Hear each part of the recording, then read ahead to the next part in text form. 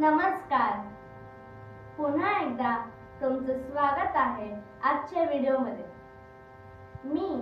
हा जो व्हिडिओ आहे यात तुम्हाला अनुलोम, विलोम, गमक व कण म्हणजे काय हे मी समजवणार आहे व त्याचे एक्झाम्पल्स आपण कसे यूज करतो तेही मी सांगणार आहे. तर चला या व्हिडिओची आपण सुरुवात करू.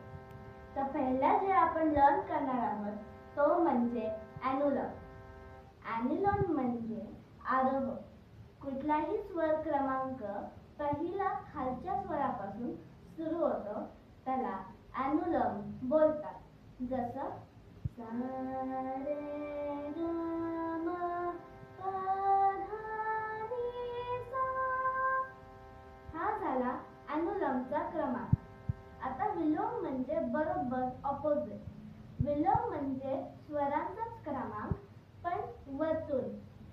सा नी धा प म ग रे सा. हा झाला अनुलोम आणि विलोम. हे लक्षात ठेवायला खूप सोपे. तर चला आपण आता गमक म्हणजे काय हे बघू. गमक म्हणजे जेव्हा आपण कुठलाही स्वर 2 मिनिटांसाठी धरून ठेवतो तेव्हा जे कंपन पैदा होतो त्याला म्हणतात गमक. जसं सा.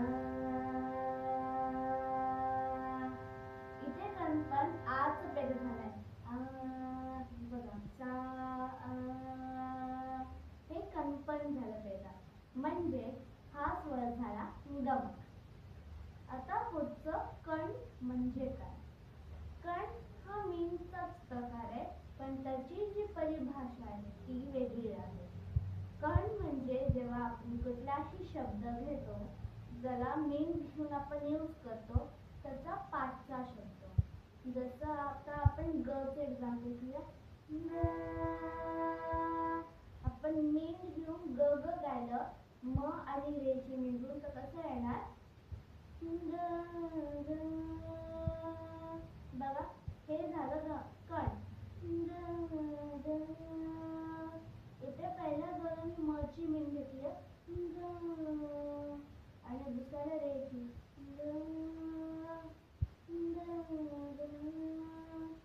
हे जे स्वर यूज होतात म्हणजे म आणि रे जे पाठी आहेत त्यांना आपण बोलतो गम. तर याला म्हणतात अनुलोम, विलोम आणि गमक.